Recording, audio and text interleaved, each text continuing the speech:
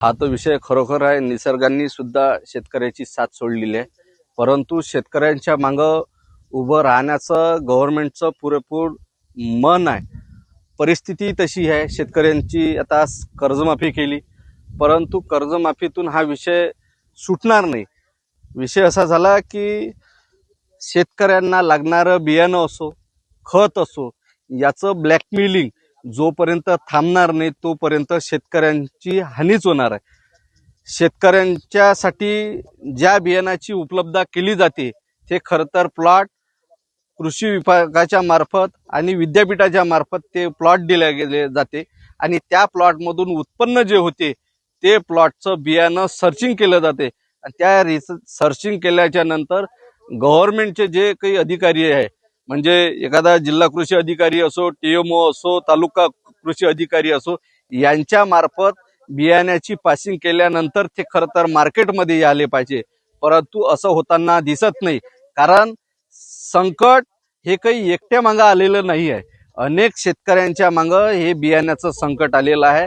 या संकटात कंपनी जेवढी दोषी आहे त्याच धर्तीवर अधिकारी सुद्धा या दोषी आहे, कारण तू अधिकाऱ्यानं पासिंग केल्याशिवाय बॅगा भरल्या जात नाही।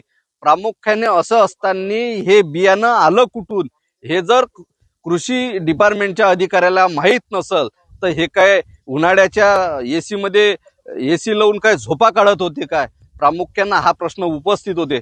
शेतकऱ्यांचं एक वेळा सोयाबीन पेरलं, एका एकराला कालांतरानं एका बॅगीच्या मागं 20 ते 25 हजार रुपये खर्च येतो।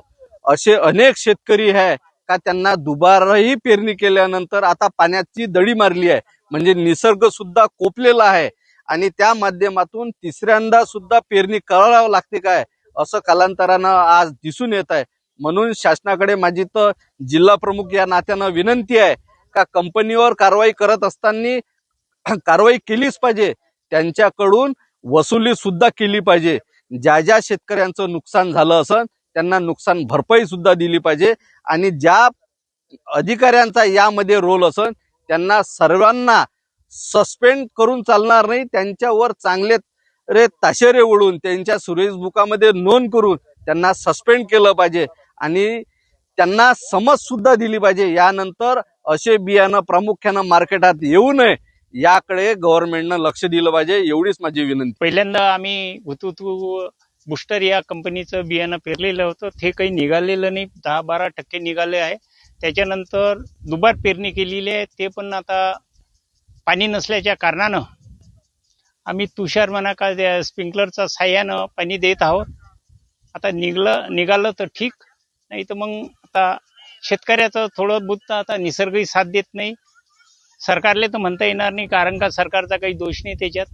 त्याहीपेक्षा कंपनीवाल्यानं जे आधीचं बियाणं होतं ते व्यवस्थित होतं, त्याच्यानंतर दुसरा लाट तिसरा लाट असं वाटते का त्यानं का बुस्टर म्हणा का आपली हे कंपनी म्हणा हुतुतू हे नावाजलेली असल्या कारणानं मागच्या वर्षी त्यानं त्या नावाचा गैरफायदा घेतलेला आहे आणि शेतकऱ्याला विशेष म्हणजे फिटून टाकलेला आहे। काय एकूणच तुमची मागणी असणार आहे? आता माझी मागणी अशी आहे, पहिलाही माझा जो खर्च झाला आहे 15, 20, 25 हजार, तो पण शासनाच्या मार्फतातून त्यांच्यावर कंपनीवर कारवाई करून देण्यात यावा आणि दुबार पेरणीचा तो पण खर्च देण्यात यावा।